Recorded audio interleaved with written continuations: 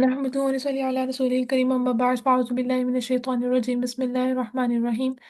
رب اشرح لي صدري ويسر لي أمري واحلل عقدة من لساني يفقهوا قولي رب زدني علما اللهم فقهنا في الدين اللهم إنا نسألك علما نافعا ورزقا طيبا وعملا متقبلا اللهم انفعنا بما علمتنا وعلمنا ما ينفعنا وزدنا علما. Surah Al Imran, ayat number 8. Bismillahir Rahmanir Rahim. ربنا لا تزغ قلوبنا بعد إذ هديتنا وهب لنا من لدنك رحمة إنك أنت الوهاب ربنا إنك جامع الناس ليوم لا ريب فيه إن الله لا يخلف الميعاد. ترجمہ: ربنا اے ہمارے رب، لا تزغ نہ تو ٹیڑھا کر، قلوبنا ہمارے دلوں کو، بعد اس کے بعد، اس جب، ہدیتنا ہدایت دی تو نے ہمیں، وہب اور عطا کر لینا ہمارے لیے، من لدن کا اپنے پاس سے، رحمتن رحمت، انک انت الوہاب بے شک تو ہی ہے بہت عطا کرنے والا۔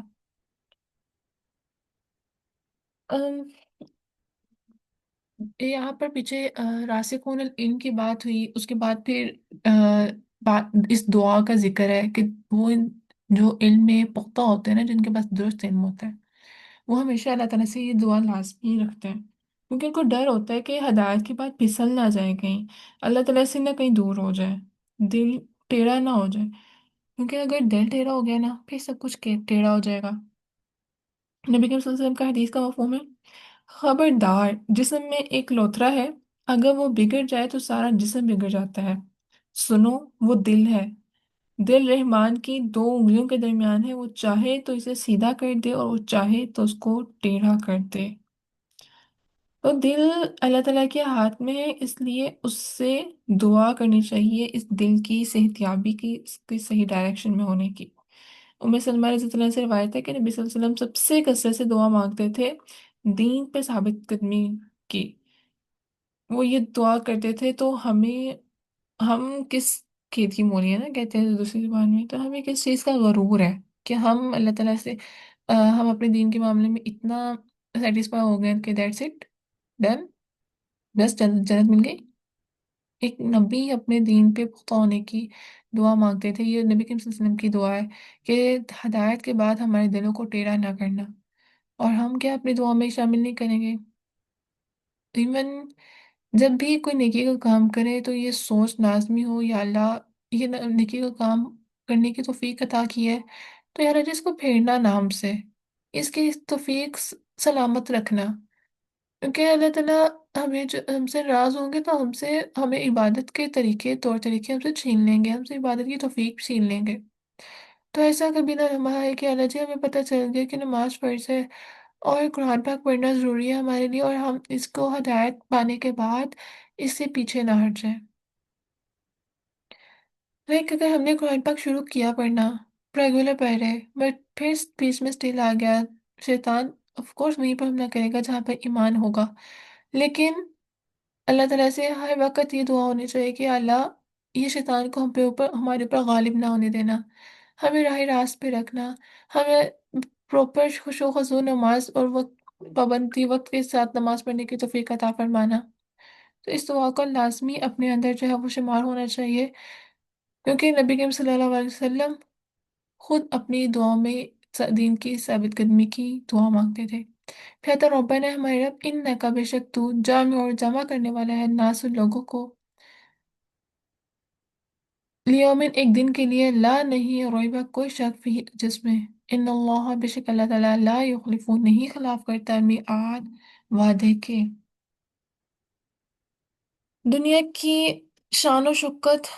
سے بڑھ کر آخرت کی فکر انسان کرتا ہے، جو مسلمان ہوتا ہے، جس کے پاس صحیح علم ہوتا ہے، جو اپنے علم جو دعا کرتا ہے کہ ہدایت کے بعد پھسل نہ جائے، وہ آخرت کی بھی فکر کرتا ہے، اس کے لیے دنیا ایک فانی، ایک سراب ہے۔ راسخون فی العلم ہے، یہ ان کی صفات ہیں جو آخرت کی فکر کرتے ہیں اور ہدایت کے بعد اس میں پھسلنے نہ پھسلنے کی دعا کرتے ہیں، کیونکہ اس بات کی، ان کو اس بات کی فکر ہوتی ہے نا کہ آخرت میں ان کے علم کا وزن اور ویلیو کیا ہوگی۔ اس بات کا غرور نہیں ہوتا کہ کتنا علم ہے ان کے پاس، تو ہے کہ وہ علم کی آخرت میں ویلیو تو تب ہے نا جب عمل بھی ہوگا اور اس میں خلوص بھی ہوگا، دکھاوا نہیں ہوگا، نیت ہماری اللہ تعالیٰ کے لیے خالص ہوگی، مخلص ہوگی۔ ان الذین، بے شک وہ لوگ کفر جنہوں نے کفر کیا، لن تغنین ہرگز نہ کام آئے گی، عنہم انہیں، اموالہم مال ان کے، ولا اور نہ اولادہم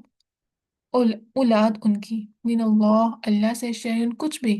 اولئک ہی وہ لوگ ہیں، ہم وہ وقود النار ایندھن ہیں آگ کے۔ بہت سے لوگ جو ہے دنیا کے شان و شوکت، مال اور اولاد کی محبت میں ایمان سے جو ہے وہ ایمان ایمان کی ایمان میں جو ان کی رکاوٹ آ رہی ہوتی ہے، تو یہ سب چیزیں جن کی وجہ جو ان کی ایمان میں رکاوٹ آ رہی ہے نا، یہ ان کو قیامت کے دن بچا نہ سکیں گی، نہ مال، نہ اولاد، نہ دولت، کچھ بھی نہیں۔ ہم دین اسلام کو سچا ضرور سمجھتے ہیں مگر ہمارے عملی طور پر اقرار نہیں کرتے، کیونکہ دنیاوی نقصان کا جو خطرہ ہوتا ہے، تو اس لیے دین کی سلامتی اور کجی مطلب ٹیڑھے پن سے بچنے کے لیے اصل میں فائدے کی چیز یہی ہے کہ اللہ تعالیٰ کی آیات کے ساتھ کفر نہ کیا جائے اور اس کی آیات کو پرائرٹائز کیا جائے، کیونکہ قلب سلیم کے ساتھ حاضر ہوں گے نا قیامت کے دن اللہ تعالیٰ کے سامنے، تو ہی بچ سکیں گے۔ اور یہ قلب سلیم وہ دل ہے جو ایک مسلمان کا ہوتا ہے، وہ دل جو حضرت ابراہیم علیہ السلام کا تھا، تو اللہ تعالیٰ سے ہمیشہ قلب سلیم کی دعا کرنی چاہیے۔ جو وفد نجران کو فکر لاحق تھی نا کہ اگر مسلمان ہو گئے تو ان کی آل اولاد رشتہ دار کو چھوڑ دیں گے، تو یہ وفد جو ہے نا بہت زیادہ شان و شوکت والا تھا۔ اصل میں بعض اوقات انسان جب حق کو قبول کرتا ہے نا تو اس کو دنیاوی شان و شوکت سے ہاتھ دھونا پڑتا ہے، جیسے یوسف علیہ السلام کا اسلام قبول کرنے سے پہلے بہت فیمس تھے،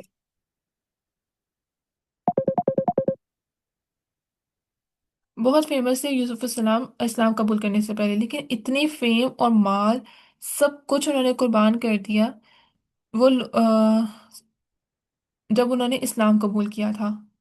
وہ لوگ جو فین تھے نا انہوں نے بھی ان کو چھوڑ دیا، مگر جس کے دل میں اسلام اتر جائے اس کے لیے دنیا کی شان و شوکت بالکل بھی معنی نہیں دیتی، اور یہ قیمت اسلام کے مقابلے میں بھاری نہیں لگتی، کیونکہ یہ دنیا چھوڑ دینی ہے اور ناموری تو کسی کام میں نہیں آنی، دنیا کی خاطر آگ میں گر جائے تو یہ تو عقل مندی کا سودا بھی نہیں ہے۔ جو عقل مند ہوں گے وہ اس دنیا کا سودا بھی نہیں کریں گے، اپنی آخرت کی فکر رکھیں گے ہمیشہ۔ پھر اقتدا بھی مانند حالت آل فرعون، کی آل فرعون کی طرح، والذین وہ لوگ قبلہم ان سے پہلے تھے، کذبوا انہوں نے جھٹلایا بھی آیاتنا ہماری آیات کو، فأخذہم اللہ تو پکڑ لیا انہیں اللہ نے، بذنوبہم بوجہ ان کے گناہوں کے، واللہ اور اللہ شدید العقاب سخت سزا دینے والا ہے۔ قدا بھی ہوتا ہے جو مشقت میں جھیلنا، وہ راستہ اور طرز عمل جس پر مستقل چلا جائے، کوئی عادت، کوئی بھی جو عادت ڈالنے کے لیے مشقت ہوتی ہے نا، تو آل فرعون پانی میں ڈوبے تھے لیکن وہ آگ میں تھے، قیامت کے دن اس سے سخت آگ ہوگی۔ یہ اس طرح کی ہیبٹس جو آل فرعون کی تھیں، یعنی کہ اللہ تعالیٰ کو نہ ماننا، اللہ تعالیٰ کی نافرمانی کرنا، غرور، تکبر، اس طرح کے عادات، وہ جو ان سے پہلے لوگ تھے اور انہوں نے آیات کو جھٹلایا تھا، تو اللہ تعالیٰ نے ان کی پکڑ کی تھی۔ تو اس طرح کے جو عادات جو انہوں نے مشقتیں جھیلنی، اب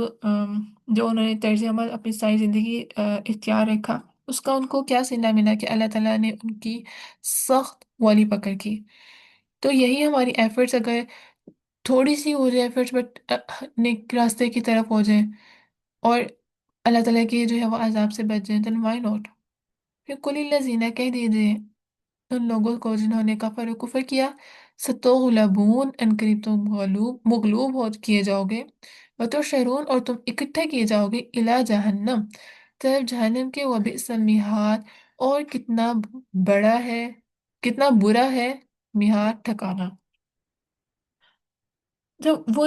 ایمان جو اسلام سے پہلے تھا نا، وہ قابل قبول نہیں اسلام کے بعد۔ تو جب اسلام آ گیا نا تو ان کے لیے ضروری تھا کہ وہ ایمان لاتے۔ اہل کتاب کے ساتھ جب پھر اس دوران کیا ہوا تھا، جب ایمان اسلام آیا تھا، جو بنو نذیر اور کینکا تھے نا وہ جلا وطن کیے گئے تھے، پھر بنو قریظہ قتل کیے گئے، خیبر فتح ہو گیا، نجران کے لوگوں پر یہ جزیہ عائد ہوا کہ کیونکہ وہ مسلمان نہیں ہوئے تھے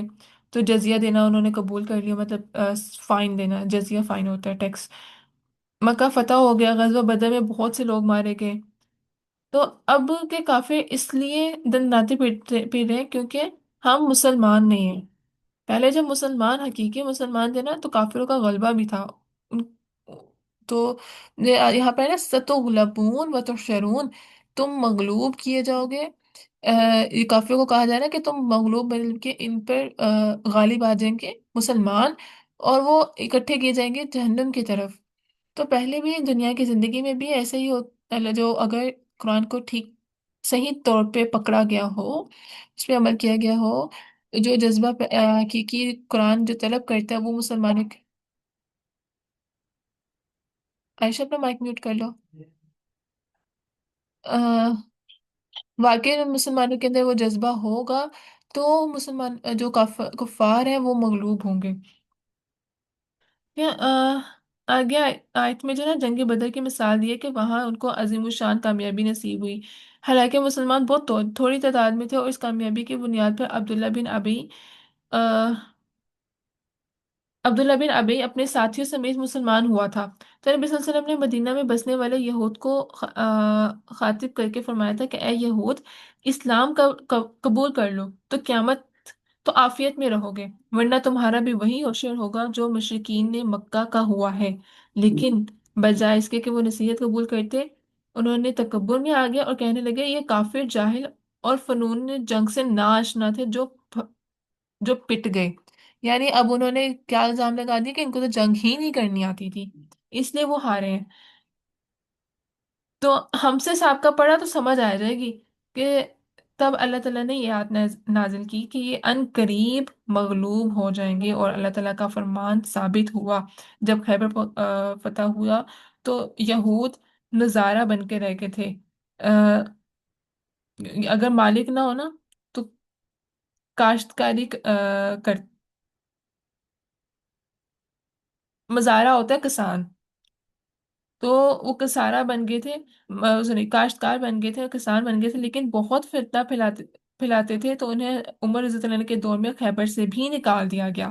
کہ پہلے ان کو ایک مزدوری پہ رکھا گیا، اس کے بعد پھر وہاں پر ان کو خیبر سے بھی نکال دیا گیا، اور جزیرۃ العرب کو ان سے پاک کر دیا گیا، اور اب وہ دوبارہ ادھر جانے کی کوشش میں ہیں۔ یہ پیشن گوئی اس وقت کی گئی کہ جب مسلمانوں کی حالت بہت کمزور تھی، جب مسلمانوں نے مدینہ میں اپنی چھوٹی اسلامی ریاست بنائی تھی، ابھی تو آغاز تھی، ہر وقت مسلمانوں پہ خوف و ہراس کی فضا بھی قائم تھی، اس وقت کہا جا رہا ہے کہ اسلام قبول کر لو ورنہ مغلوب کر دیے جاؤ گے۔ دنیا میں اگر اللہ تعالیٰ کو نہ ماننے والے اور اسلام کا انکار کرنے والے دنیا میں کب تک دن دنائیں گے؟ آخر تو مرنا ہے، اللہ تعالیٰ کے پاس تو واپس جانا ہے۔ اگر کوئی نہیں جو ہمیں بچا سکے تو وہ صرف اللہ تعالیٰ کی طرف پلٹ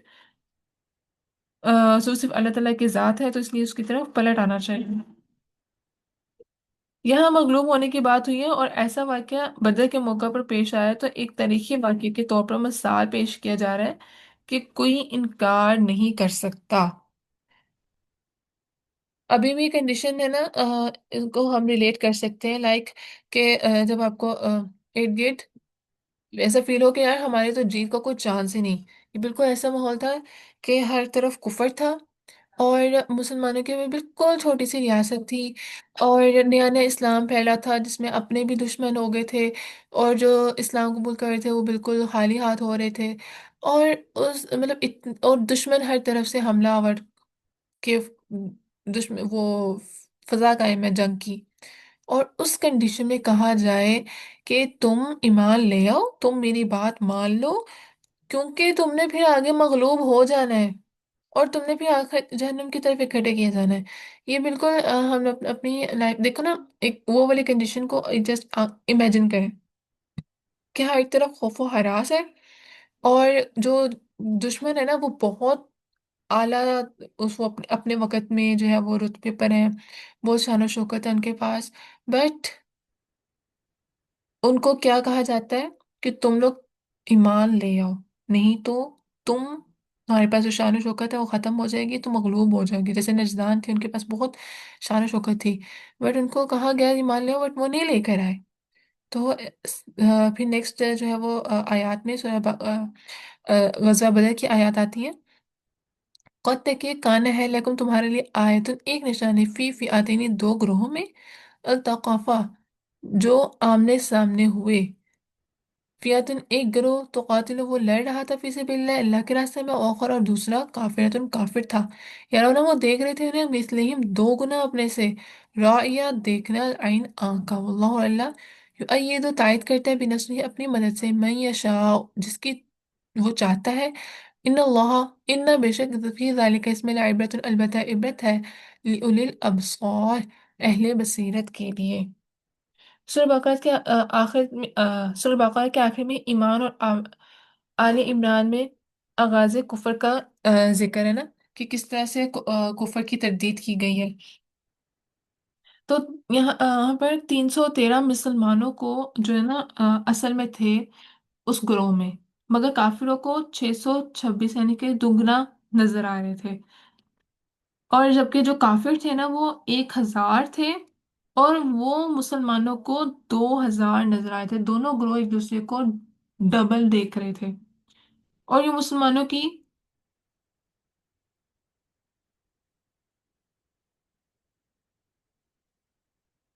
اچھا نہیں نہیں، مسلمان جو ہے وہ تھے 313، ان کو کفار نظر آ رہے تھے 626، اپنے سے ڈبل نظر آ رہے تھے، جتنے وہ خود تھے اس سے ڈبل نظر آ رہے تھے،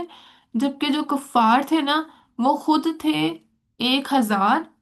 اور ان کو مسلمان نظر آئے تھے 2000۔ کس کا ڈنڈا زیادہ بنا؟ کفار کا نا۔ ایک اللہ تعالیٰ نے یہ جو ہے وہ نازل کی، مطلب ایک یہ ان کی دلی تسکین تھی وہ نازل کی، دوسرا اللہ تعالیٰ نے فرشتوں کے ذریعے بھی مدد کی، تو مسلمانوں کی یہاں پر پھر جیت ہوئی۔ بدر میں ہونے والے جو غیر معمولی مدد اللہ تعالیٰ کی طرف سے تھی، اگر ہمیں بدر جیسی خوبیاں ہوں تو ہمارے لیے بھی وہ اللہ تعالیٰ مدد دیں گے۔ ایک تو اس جنگ میں ایک دوسرے کو ڈبل ٹائمز دیکھنا، اور دوسرا فرشتوں کی مدد، یہ عبرت ہے، یعنی سبق لے کے اپنی حالت کو بدل کر دوسری حالت میں جاؤ، اور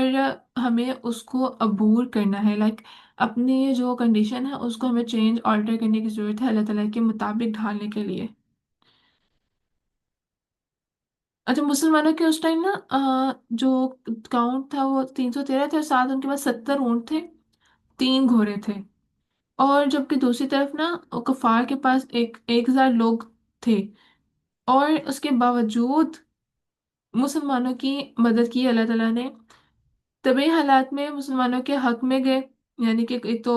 کوانٹٹی میں زیادہ، دوسرا اللہ تعالیٰ نے جذبہ ان کے دلوں میں اتنی، کفار کے دلوں میں اتنی وہ ڈال دی تھی ہیبت۔ تو جو میدان بدر تھا نا وہ ایک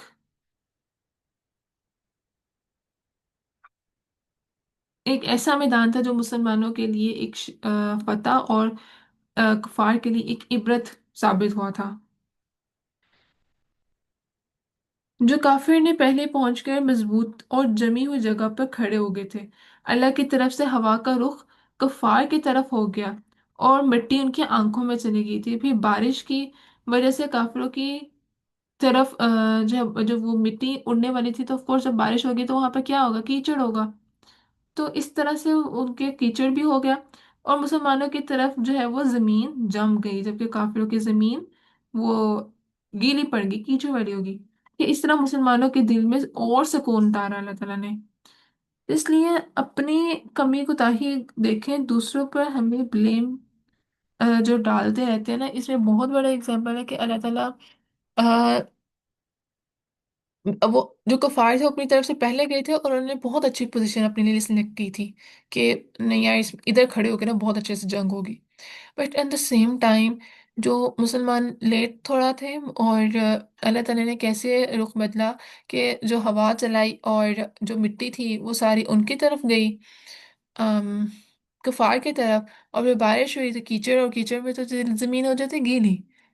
تو ان کے پہلے آنے سے، ان کی اپنی پلاننگ کرنے سے ان کو کسی چیز نے فائدہ نہیں دیا. بیکاز دا بیسٹ پلانر از اللہ تعالیٰ. اللہ تعالیٰ سے بیسٹ کوئی پلانر نہیں ہو سکتا. Even if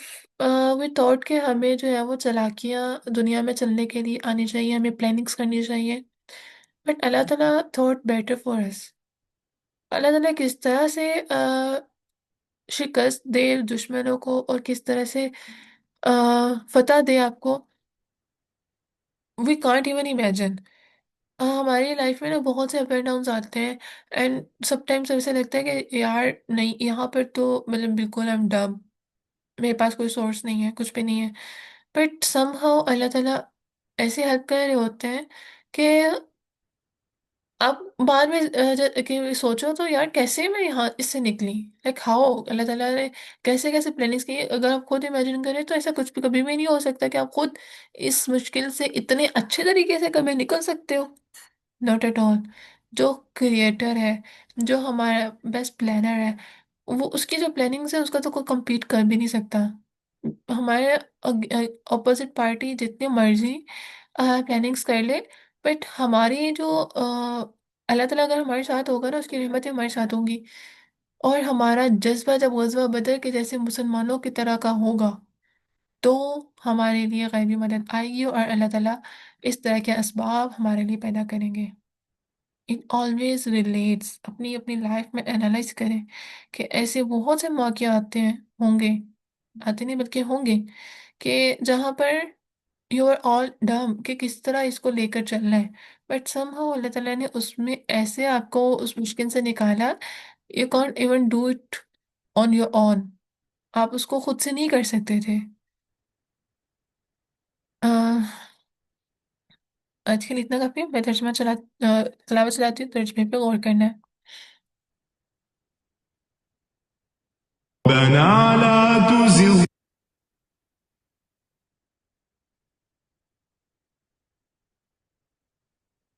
What happened with this?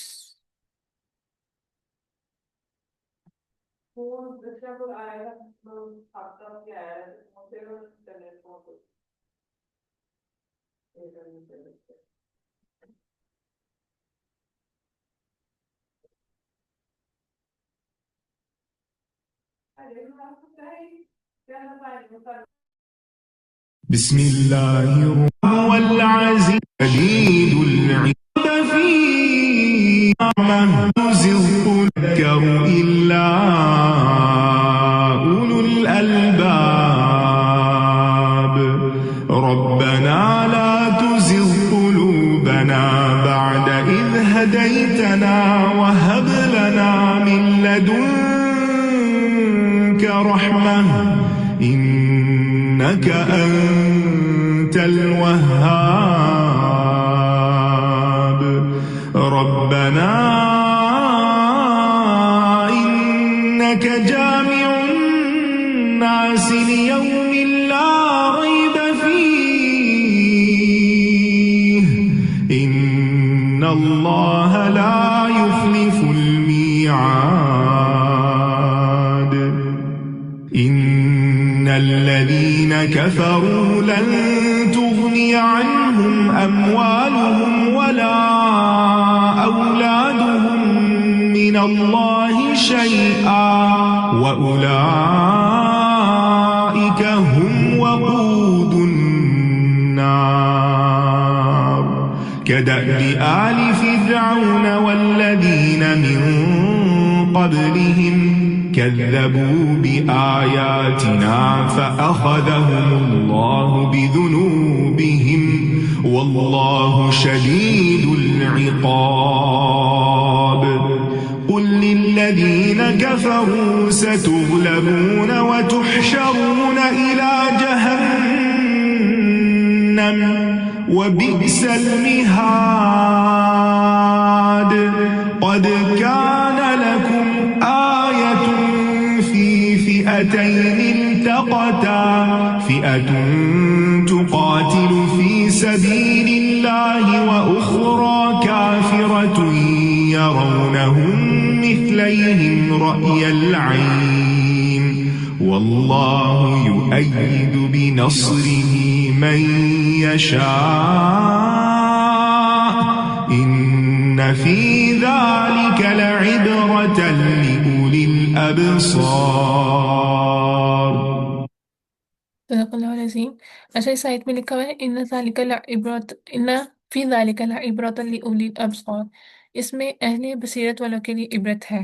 So if وہ بینگ ٹو بی کالڈ اہل بصیرت تو اس میں جو اس واقعے میں جو عبرت ہے اس کو نوٹ ڈاؤن کر کے لکھے